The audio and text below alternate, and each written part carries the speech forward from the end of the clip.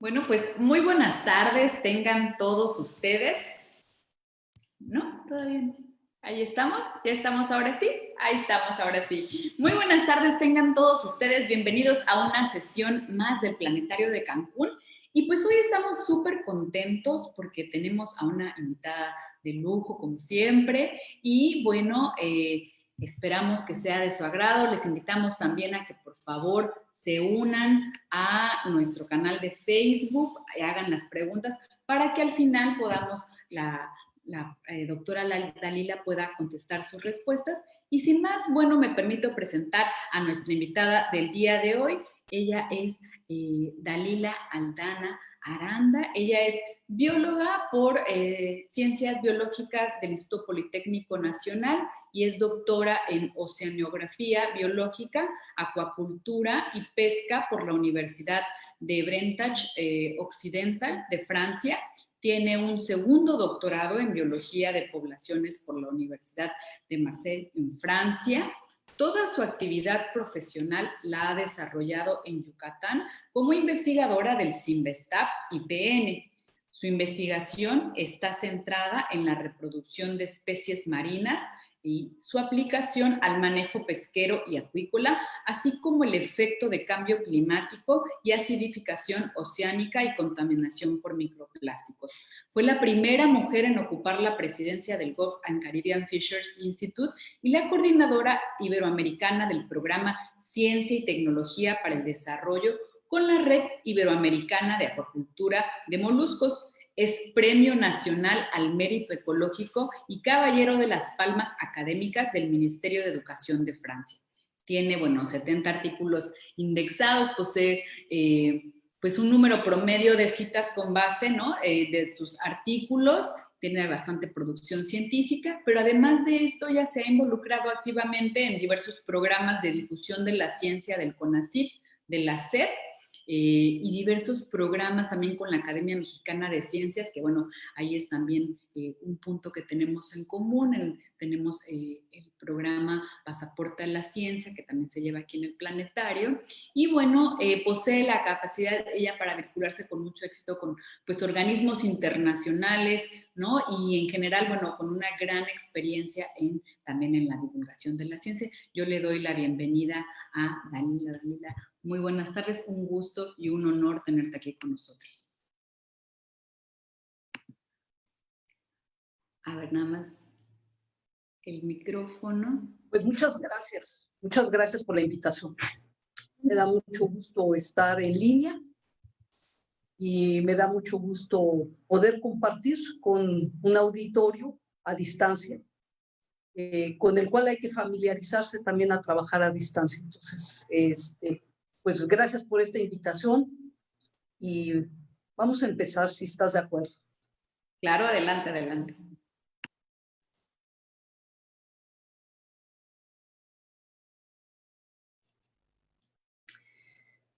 Bien, buenas tardes. Este es el título que le he puesto a la conferencia, Platicósfera en el Caribe y el desarrollo sostenible. ¿Por dónde inicio esta plática? La quiero iniciar con estas imágenes que nos son familiares, una recreativa y una que puede ser de vida cotidiana. Entonces voy a agarrar tres palabras claves, que es el Caribe, el plástico, los microplásticos y los problemas que esto implica y acciones. El Caribe, ahí lo tenemos en ese globo terráqueo señalado por la flecha. Lo primero que hay que saber de él es que es un mar prácticamente cerrado por el arco de las Antillas menores, mayores y la parte continental del Caribe. También hay que entender que es relativamente joven. Él es de la época de los dinosaurios, del Jurásico. En ese momento se forma esa vasija del Caribe. 37 países integran esta región. Es una región con una superficie de 3 millones de kilómetros cuadrados. Y la palabra diversidad es algo que caracteriza al Caribe. Está presente en su gente, en sus casas, en sus paisajes, en sus idiomas, en sus comidas, en sus bebidas. También en su biodiversidad. El Caribe es una de las zonas más biodiversas del planeta Tierra. 10% de la población mundial vivimos en el Caribe. Aquí tenemos la segunda barrera más grande del planeta Tierra y 11% de la captura de pesca vienen de estas aguas. Interesante señalar que 500 millones de personas dependen directa o indirectamente de los servicios que nos brinda el arrecife coralino. Los científicos dependemos de él, lo estudiamos. Ahí está nuestro trabajo ligado a eso. Pero también es un lugar donde hay pobreza, hay marginación, hay sobrepesca, hay contaminación diversa y hay un impacto fuerte de cambio climático. El Caribe es una de las zonas de mayor calentamiento global que tiene la Tierra. Bien, con los plásticos. A saber que el mar Caribe es el segundo mar más contaminado de todos los mares y océanos de nuestra Tierra. Y esto se debe a que una tercera parte de todos nuestros desechos terminan en basureros o tiraderos clandestinos, sin tratamiento de aguas residuales, casi el 85%. O sea, el agua que usamos va directamente a ríos y va a llegar a los mares. O en el caso de Yucatán, al acuífero y después a los mares. Y prácticamente no hay reciclado de nuestra basura. Esto implica una amenaza para el turismo y afecta la salud de los residentes y de nuestros visitantes, además de que contamina los mares, los ríos, el acuífero, los suelos. El turismo es una actividad muy importante en el Caribe, eso lo sabemos. Es un turismo que yo llamo triple S, ¿sí? Por las palabras en inglés, sun, sun and sea. De ahí la importancia de tener playas limpias y aguas limpias, entre otras cosas. Lo más importante debería de ser nuestra salud. Esta actividad genera hasta el 30% del Producto Interno Bruto en algunos países. En el caso de México es del 9%. Y esta imagen es la vida cotidiana nuestra. Así consumimos y así desechamos.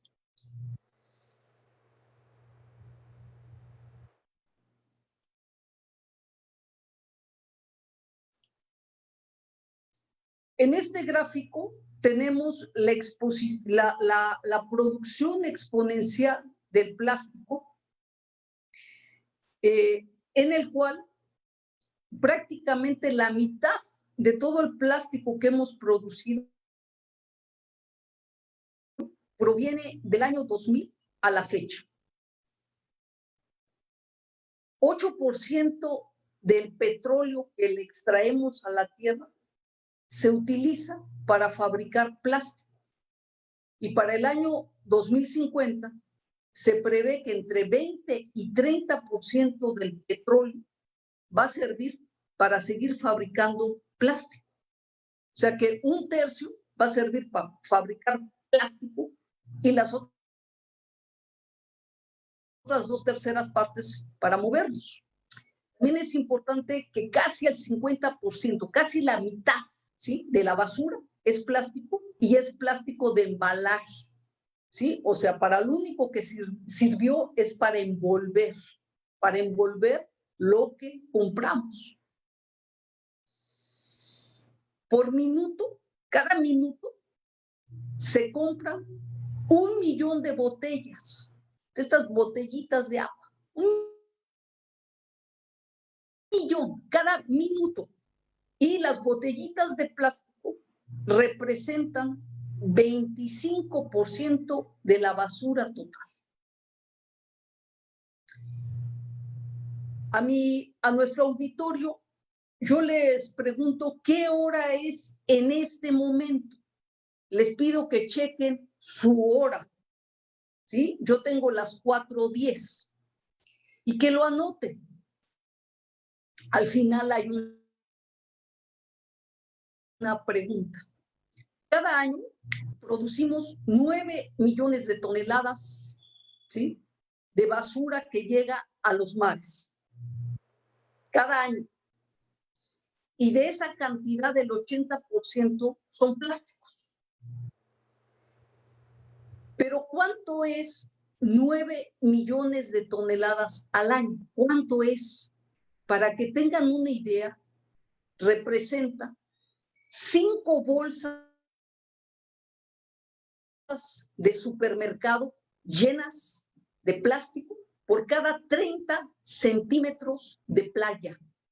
Por cada 30 centímetros de playa. Si la recogiéramos, cada 30 centímetros, cada regla de estas que utilizan en la escuela, habría 5 bolsas de plástico.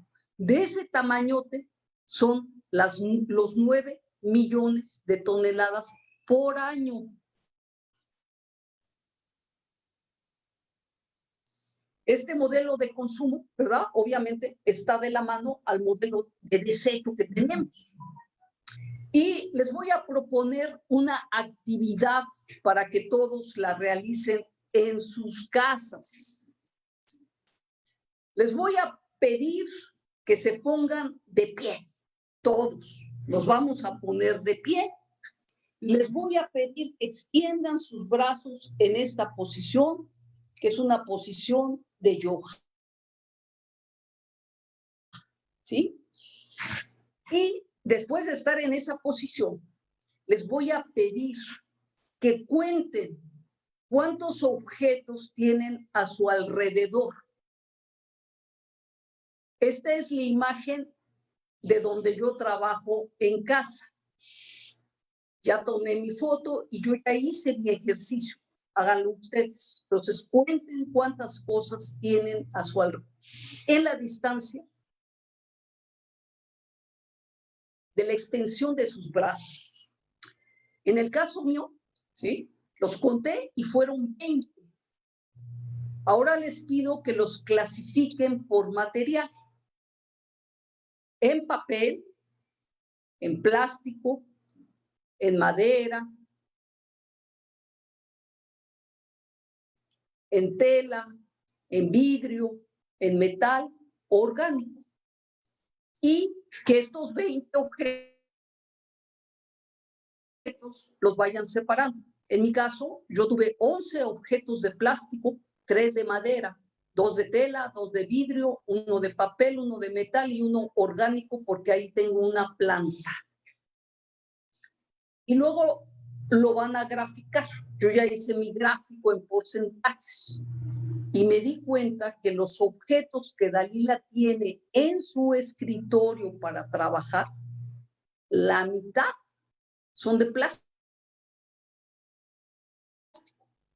Después tengo otro poquito de madera, de tela, de papel, pero la mitad de mis objetos que tengo aquí son de plástico. Tenemos que saber que esa basura de plástico además dura mucho tiempo, pero muchos años. A título de ejemplo, una bolsita de plástico, de esas transparentes que agarramos o agarran por decenas cada vez que van al súper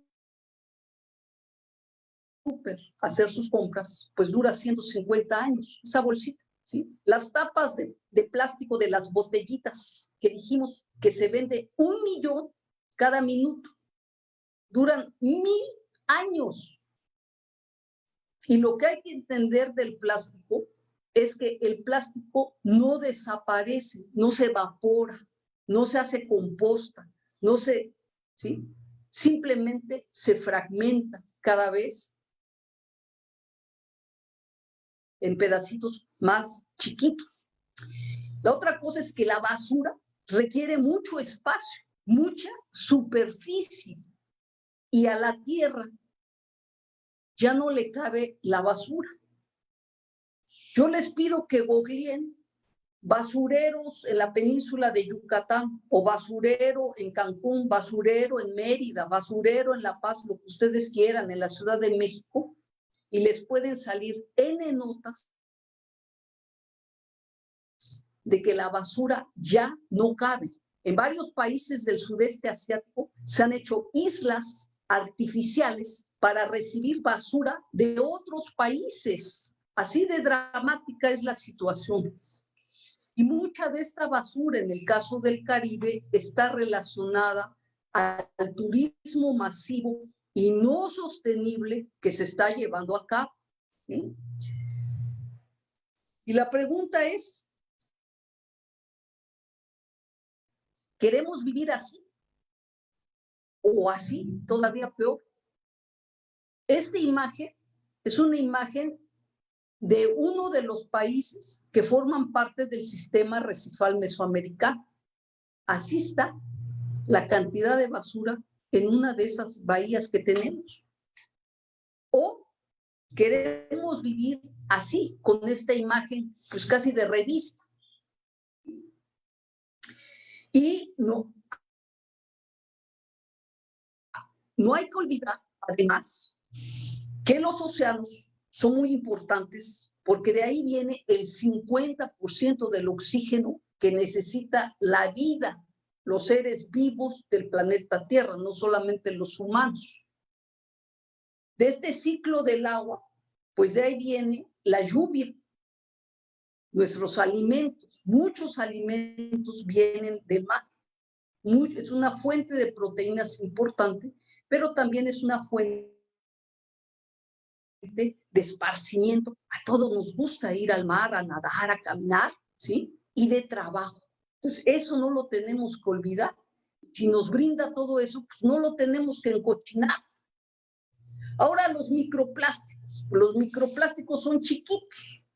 ¿Y de dónde vienen? Pues los microplásticos vienen de todo el plástico que tenemos. ¿Sí? Como vemos en esa imagen, se va haciendo pedacitos. Pero además tenemos plásticos que son fabricados así como esferitas. Así son fabricados, chiquititos y redonditos. Y estas cositas, estas esferas, se incorporan mucho prácticamente en todos los productos de higiene personal que utilizamos para nosotros, para lavarnos, para ponernos crema, para maquillarnos, en las cremas que se utilizan para rasurarse, en las pinturas plásticas, están llenos de microplástico. Y además, el plástico que viene de la fragmentación de los pedazotes de plástico que producimos, las botellas, las bolsas, los zapatos, los tenis, etc. De ahí vienen las dos fuentes de microplástico. Fíjense ustedes, en estos círculos representa de qué tamañote es la fuente de microplásticos, dependiendo de su origen. El círculo es, de ahí viene más, cuando el círculo es más chiquito, de ahí viene menos. Bueno, pues el círculo más grandote es de la ropa, porque la ropa, ¿sí? La tela con la que es fabricada, cada vez más tiene fibras sintéticas, y esas fibras sintéticas son nylon, y el nylon es un plástico. Pues el 35% de todos los microplásticos viene de la tela de nuestra ropa, los que usan esa tela. Yo no uso esa ropa, yo uso tela de algodón y bordada por mujeres. ¿Sí? Entonces yo no contribuyo con una sola partícula, una sola fibra de plástico que venga de mi ropa. Y el otro 28% viene de las llantas de coches. Entre estos dos, las llantas de coches y la ropa que se usa, está más del 70% de todas las fibras de microplástico. Tú lo tiras y va a regresar a tu plato. ¿Sí? Tiramos la botella de plástico, esta se va haciendo pedacitos, más temprano que tarde se lo van comiendo, el plancton, unos pececitos chiquitos, estos pececitos chiquitos a otro pescadito más grande, este a otro, finalmente este pescado es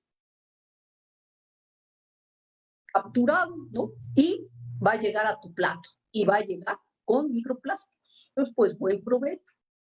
Y los plásticos, la pregunta es, ¿flotan o se hunden? Entonces uno dice, no, pues flotan, ¿no? Ahí están flotando, ahí lo veo en la imagen. Bueno, pues vamos a hacer un experimento, porque los científicos nos la pasamos haciendo experimentos. Nunca creemos lo que oímos, tenemos que experimentar. Bien, pues ahí va el experimento y ustedes lo van a hacer en sus casas. Y los niños y las niñas que nos oigan, les va a fascinar el experimento y les pido que lo repitan muchas veces porque la ciencia es infinita, tan infinita como su creatividad. Entonces el experimento es hacer una limonada. Pero no una limonada como esta. Vamos a hacer una limonada de plásticos. Entonces, junten todos los plásticos que puedan encontrar, las tapas, las bolsas, una liga, un pedazo de goma para borrar, un tajador o sacapuntas, lo que quieran que sea de plástico,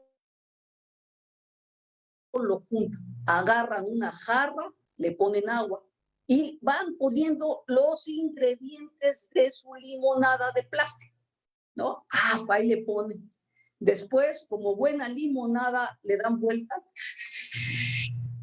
y van a ver que unos flotan, pero hay otros que se hunden. Y este experimento lo hice en casa y lo hice con agua de la llave. Pero si yo lo hago con agua de mar, todavía hay más plásticos que flotan en el mar. Debido a la salinidad, las cosas flotan más. Entonces tenemos que, cuando decimos plástico, en realidad son muchas categorías de plástico. Y esas categorías de plástico tienen una diferente densidad, o sea, un diferente peso. Y el agua de mar y el agua de los ríos y el agua de los cenotes tiene también una densidad. Y en función de esas dos densidades, el objeto se va a colocar ya sea en la superficie o se va a colocar a media agua o se va a ir al fondo. Entonces tenemos plásticos que ocupan desde la superficie hasta el fondo. Y además, como se van haciendo chiquitos, pues aquellos que al principio flotaban, después se van a hundir también. Y después los plásticos se van haciendo pedacitos. Entonces, esos pedacitos nosotros los clasificamos por su tamaño y les llamamos nanoplásticos, los más chiquititos, microplásticos, un poquito más grandes, pero son microscópicos todavía, y después los mesoplásticos y los macroplásticos. Y en función de su tamaño van a ser consumidos, van a ser ingeridos desde las bacterias que hay en el mar, el plancton, las larvas de peces, de moluscos, de crustáceos, ¿sí? Pececitos chiquitos, pececitos más grandes, organismos filtradores. Y después los grandes vertebrados, como las aves, los reptiles, las tortugas, los mamíferos marinos y, por supuesto, los humanos. Entonces, se lo van comiendo en función de su tamaño, pero también se lo van comiendo así, a través de la cadena trófica. Entonces, este gran mamífero, pues se come los macro, que se puede comer, pero también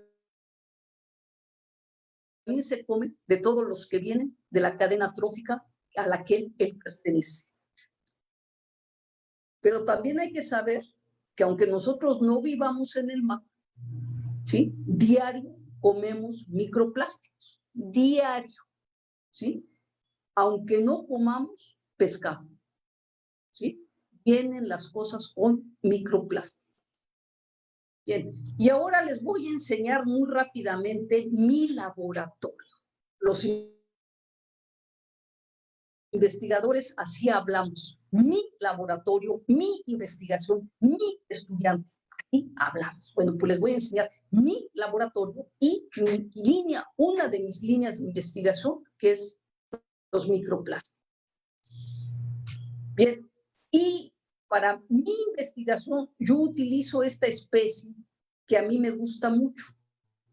Es el caracol rosa, y los que vivimos en el Caribe conocemos muy bien a esta especie. Bien, ¿por qué el caracol rosa? Pues porque es un recurso, es bonito, es bellísimo, es un recurso pesquero, tiene problemas de sobrepesca, hay posibilidad de cultivarlo, por la joyería que podemos fabricar a partir de sus conchas, ¿sí? La artesanía, ¿sí? La cultura ligada a esta especie y también muchas actividades de ecoturismo que ya tiene. Pero lo más importante para nosotros como biólogos es que es una especie endémica. Y endémica quiere decir que nada más vive aquí en el Caribe, en ninguna otra parte del mundo vive, ¿sí? Y entonces a los biólogos nos sirve de bioindicador. ¿Y bioindicador de dónde? Del Caribe, porque ahí vive. Entonces lo puedo utilizar para ver qué le pasa con los plásticos. Como a mí me gusta mucho esta especie y a mí no me gusta matar. O sea, no me gusta sacrificar,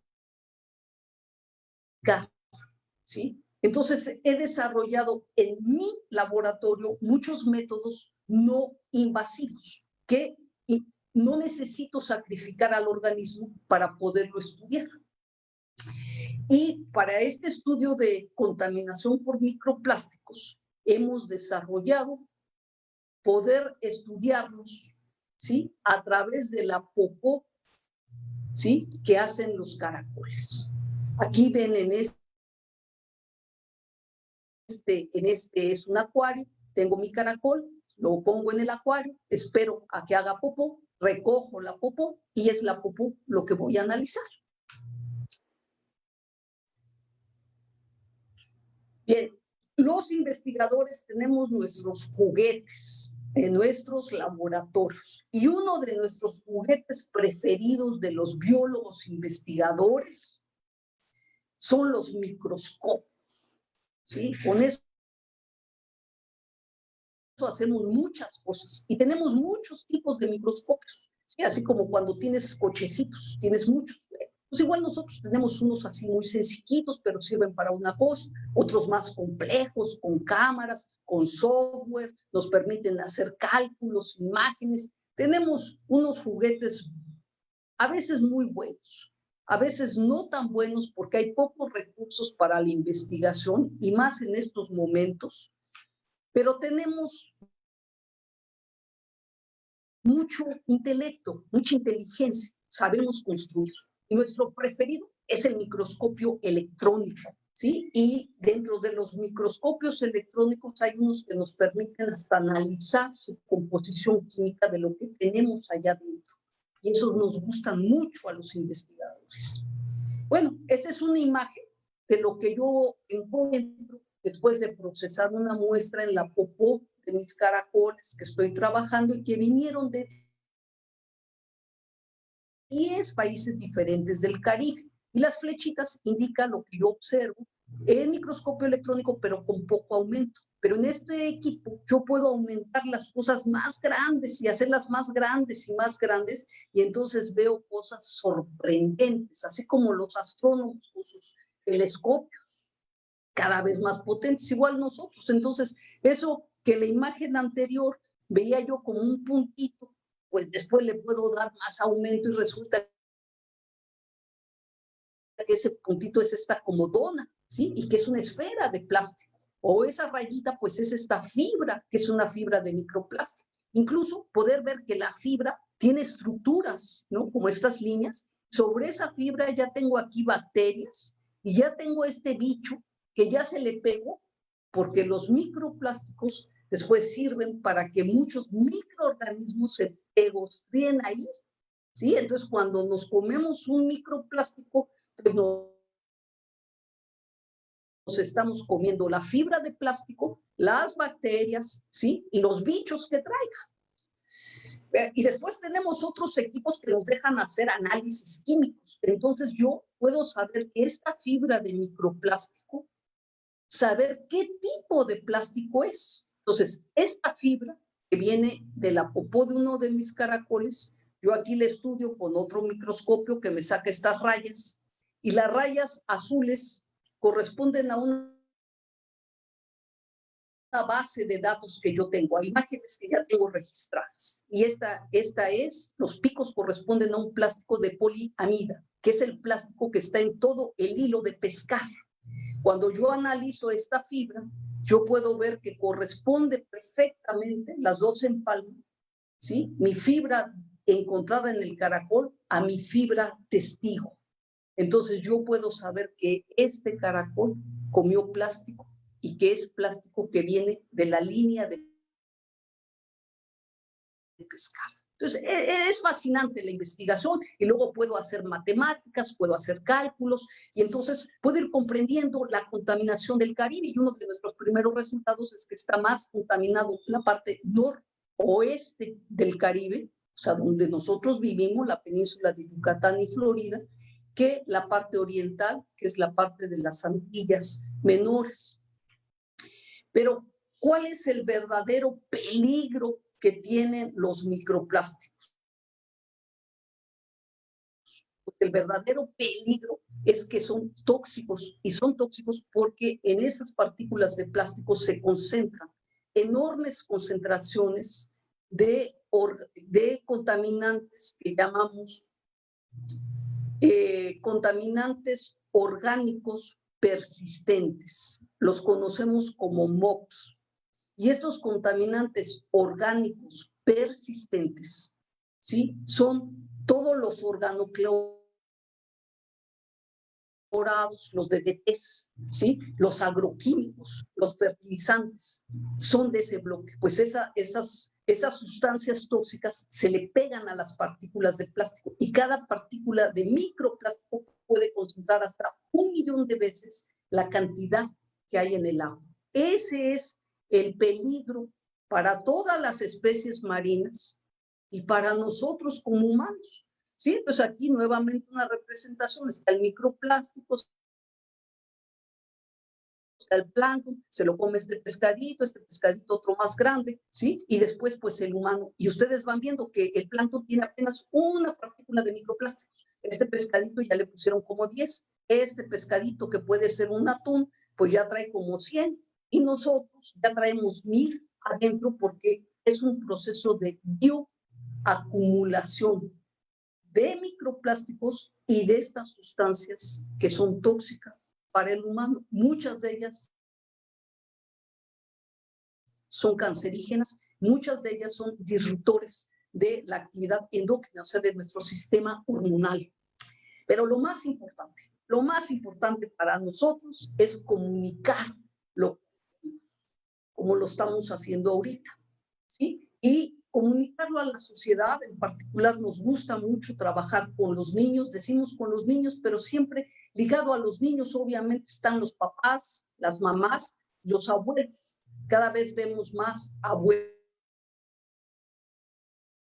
que llevan a los nietos a estas actividades. Eso nos gusta mucho, ¿sí? Es muy suave trabajar así, ¿no? Y tenemos un programa extraordinario que es el programa del pasaporte al camino del conocimiento científico. Es un programa de la Academia Mexicana de Ciencias en el cual participa ECOSUR, el Colegio de la Frontera Sur, con sus 5 sedes, obviamente el CIMBESTAB, el CICI, y tenemos 2 museos planetarios asociados, que es el de Cancún y el Museo de Ciencias de Ensenada, está la UNAM también, está el POLI. Somos 10 instituciones y este programa lo hacemos de manera presencial y a distancia de enero a junio. Bien, ¿qué hora es? ¿Sí? Pues ahorita son las 4:35. Y cuando yo les pregunté qué hora es, eran las 4:10. Entonces, ¿cuántas botellas de plástico se compraron durante el tiempo que yo he hablado? Yo he hablado 25 minutos. Entonces, hagan sus cuentas y ahí por el chat nos dicen cuántas botellas se compraron durante el tiempo que yo he hablado, que fueron 25 minutos. Para vivir así, ¿sí? Pues tenemos que ponerle fin realmente a esta sopa de plásticos. O sea, ya le tenemos que parar porque a la pelota de nuestro planeta Tierra donde vivimos y que ahorita tenemos situaciones tan complicadas, muchas de ellas ligadas a los problemas ambientales, ¿sí? A la manera en que la hemos tratado, ¿sí? Ya no le cabe en este caso el tema más basura. ¿Sí? Entonces tenemos que pararle a esta sopa de plásticos y para eso hay hay prácticas muy sencillas, pero que las tenemos que hacer todos y de manera repetitiva. Siempre traer una bolsa de tela en nuestra mochila, en nuestra bolsa. O sea, cuando salgamos a la calle hay que salir con una bolsa, hay que salir con una botella de agua, hay que salir con nuestro termo, ¿sí? Hay que salir con nuestra comida de preferencia ya preparada en casa, pero si no pueden prepararla en casa, pues lleven su recipiente para que en ese recipiente que está más limpio que la porquería de plástico que les van a vender en donde compran su comida, pues ahí la pongan. Adentro le ponen sus cubiertos, de tal manera que sistemáticamente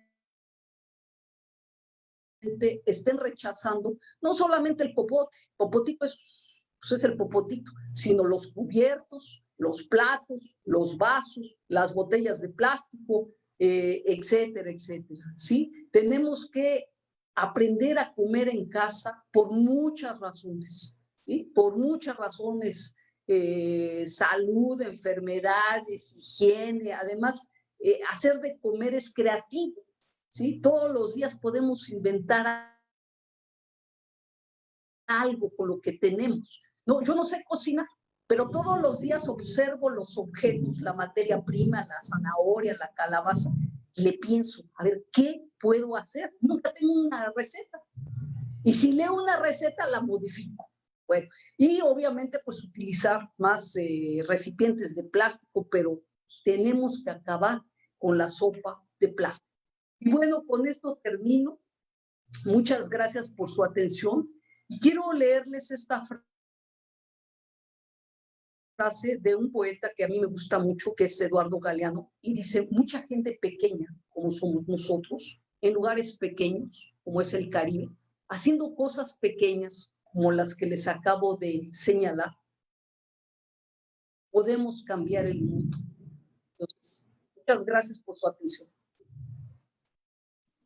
Pues muchas gracias, Dalila, por esta charla tan interesante, amena, llena de información y con mucha energía, y pues obviamente nos dejas reflexionando en torno pues justamente a nuestras acciones, pero más allá de eso también nos das ejemplos de prácticas sencillas que podemos llevar a cabo y que con eso podemos hacer un poco de cambio, ¿no? Tenemos por ahí algunos saludos en el Facebook y también las preguntas.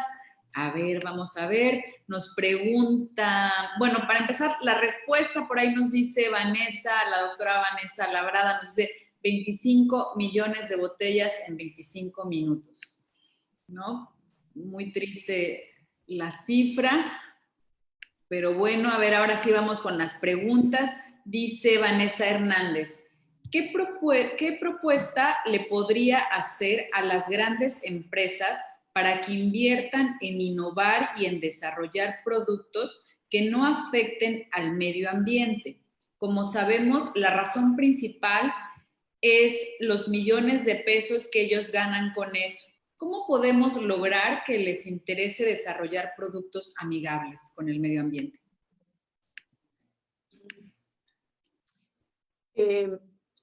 A Vanessa, yo le quiero contestar a mi manera. Entonces yo le quiero contestar al revés. Obviamente a los grandes empresarios, dentro de estas botellas de plástico se ha estudiado que Coca-Cola es la que más produce y la que más encuentra uno en los basureros, ¿no? Eso no estamos en la televisión, lo puedo decir abiertamente. Entonces, ese camino obviamente es un camino que hay que hacer, pero yo creo mucho, por eso terminé con la frase de Eduardo Galeano. Yo creo mucho en nosotros, en esas acciones pequeñas, ¿sí? Cada vez es más frecuente el que ya el súper ya no da bolsas de plástico o ya comienzan a salir propuestas a nivel de los municipios, de las ciudades, de los estados donde vivimos, de no uso de plástico unitario. Pero más allá de eso, en nuestra manera de consumo está la clave. Hace varios años, en Alemania, voy a poner dos ejemplos, porque ahorita va a decir, ay, pues es allá, ahora otra vez Europa. No, ahorita voy a poner dos ejemplos, ¿no? En Alemania, son un movimiento a nivel ciudadano, ¿sí? De dejarles en la puerta del supermercado toda la basura de embalaje de lo que el consumidor había comprado, toda, ¿sí? Es decir, yo compro, ¿sí? Una caja de galletas. Esa caja de galletas viene en el celofán, del cartón, de paquetes individuales, etcétera. Entonces destripaban todo, ¿sí? Y se llevaban realmente sus alimentos pues en una bolsa. Y ahí les hacían montañas de basura de embalaje. Y bueno, ahora los paquetes son más chiquitos. Los paquetes, si ustedes observan, todos los paquetes son grandotes. Son grandotes para hacerlos atractivos. Nos parece grandote, pero la mitad, o a veces hasta más, es aire. Entonces, tenemos que reducir el tamaño de los paquetes, ¿no? Entonces, ese es un camino. Pero en el momento en que nosotros comencemos a rechazar, ahí viene un gran cambio, ¿sí? Pongo como ejemplo Mérida. En un principio, yo luchaba para poder salir de alguna tienda sin plástico, porque me lo querían dar para que yo pudiera sacar mi producto que había comprado de la tienda a la calle. Y varias veces trajeron al vigilante, ¿sí? Para que yo pudiera salir, porque me decía, usted no puede salir si no va en una bolsa de plástico. Entonces, bueno, pues ahí comienzas a la discusión y obviamente todo eso ayuda, porque hay gente que se va juntando, ¿no? Y entonces tú utilizas para pasar tu doctrina. Sí, a las grandes empresas, ¿sí? Van a tener un cambio cuando económicamente tengan ellos un impacto. Ahorita no lo tienen, ¿sí? Y todos los plásticos que les llaman plástico biodegradables no son ciertos. Lo único que hacen es utilizar una palabra y esa palabra es un engaño, porque no es bio. Simplemente le agregan productos químicos para que se degrade más rápidamente. O sea, se hace más rápidamente pedacitos, pero sigue siendo plástico. Para que algo sea bio, para empezar ya no tendría que llevar la palabra plástico, como algunas bolsas que están haciendo de harina de papa o de otra cosa. Entonces, un ejemplo de Alemania. Ahora voy a poner un ejemplo de un pueblito de Guatemala. Ese pueblito de Guatemala, un pueblito, ¿sí? Tuvo un problema ya de basura, ya, el camión ya no servía, ya todo contra todo, ok. Y entonces el presidente municipal dijo, a ver, ¿por qué tanto escándalo por el plástico? Si aquí antes el plástico no se usaba y vivíamos. Entonces, ¿qué tenemos que hacer? Pues tenemos que hacer lo que hacíamos antes, es decir, envolver las cosas en otro material que no sea el plástico. ¿Y qué material se utiliza mucho en el trópico? Las hojas. las hojas de maíz, las hojas de plátano, ¿sí? Muchísimo, ¿sí? Para envolver la carne, la manteca, la masa, las tortillas, se usan las hojas, cada vez lo usamos menos porque pues, es más fácil agarrar la bolsita de plástico y meter ahí las cosas. Entonces, tenemos que rechazarlo, ¿sí? Ahí está el cambio. Perfecto, gracias Dalila. Y seguimos con las preguntas. Nos dice Rocío Mendoza, ¿cómo influyen los microplásticos en el metabolismo de la fauna marina? Ok, influye de la misma manera que en nosotros. En mi laboratorio, en mi investigación con mis estudiantes, mis tesistas, hemos descubierto que la presencia, la concentración de microplásticos en los caracoles, en el caso del caracol rosa, que es una especie emblemática del Caribe, disminuye la actividad de hormonas esteroideas, o sea, las hormonas que están ligadas a la actividad reproductiva. Su tasa de síntesis de producción de hormonas es mucho menor que cuando están en un lugar limpio. Y al no tener un ciclo hormonal, ¿sí? No maduran sus gónadas y por ende no producen huevos, no se reproducen, y pues eso tiene un impacto. Eso está muy estudiado en mamíferos, ya sabes, con roedores, con ratones que se utilizan mucho como modelos de laboratorio, está bastante probado, además de las cuestiones cancerígenas en mamíferos, ¿sí? Quiero agregar algo más aquí. Recientemente participé en un ciclo de conferencias sobre microplásticos y una de las ponentes presentó un dato muy interesante. Hizo una pregunta y dijo, ¿qué porcentaje representa las quemaduras en los bomberos? O sea, un bombero apaga fuegos, o sea, siempre está en la lumbre. Pues, ¿en qué porcentaje se accidenta quemándose? Tú dices, pues sí debe de haber muchos, ¿no? Pues si siempre están ahí adentro, pues tiene que haber muchos. Entonces va presentando un gráfico y el gráfico resulta que los bomberos, ¿sí? Pues prácticamente no tienen accidentes por quemadas. Bajísimo, bajísimo el porcentaje. Y su principal accidente es lo que respiran. Y lo que respiran es humo, ¿no? En México les llamamos frecuentemente los tragahumo. Bueno, pues se tragan el humo y ese humo cada vez es más de plástico. Entonces los pobres bomberos tienen una tasa de cánceres en las vías respiratorias, pero por arriba de la media que se encuentra. Entonces, ahí está un ejemplo más de esto, ¿no? Y ahorita el otro problema con los plásticos pues son los plásticos de tipo sanitario, médico, clínico, que se están usando por la situación que se está viviendo a nivel planetario. Está calculado que ese plástico va a aumentar de 300 a 500 veces, ¿sí? Lo que era antes.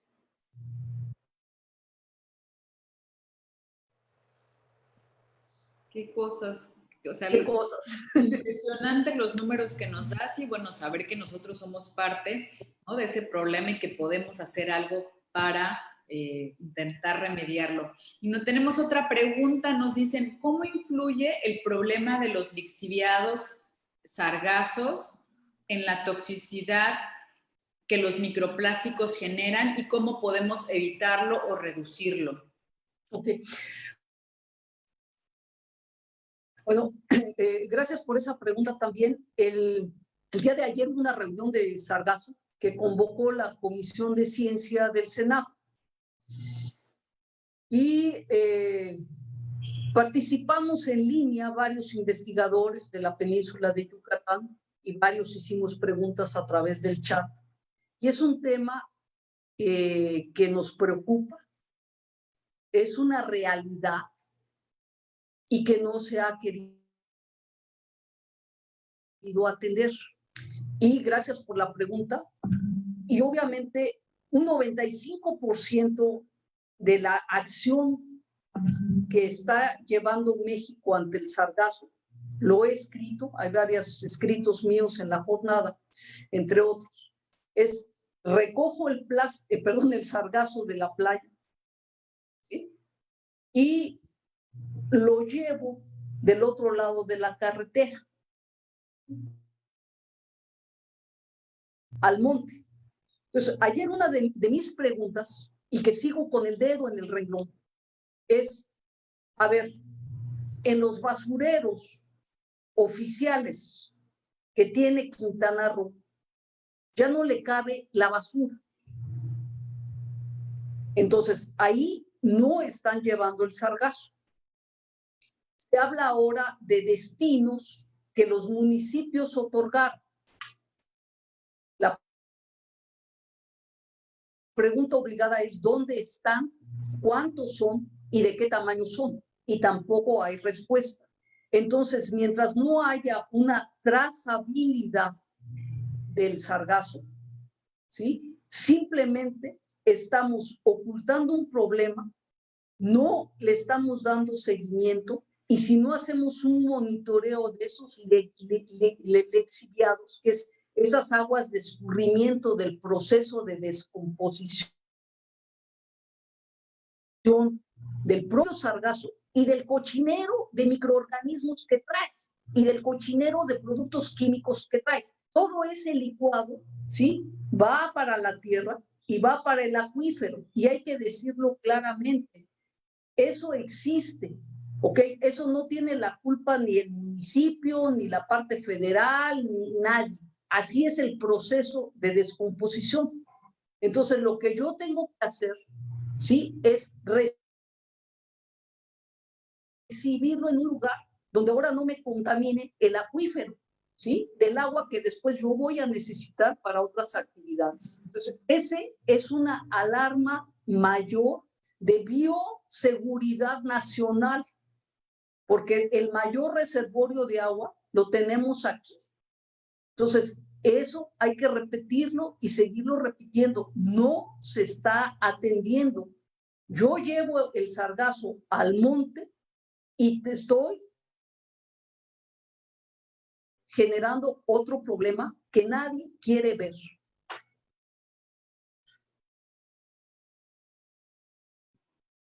Así es, Dalila, y qué bueno que salió esta pregunta porque Sí, es un tema estuvo buena.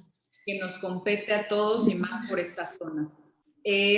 Nos comenta la doctora Vanessa, padrísima plática. El problema principal es que mientras las empresas sigan con sus mismos métodos de producción, no podrá hacerse mucho.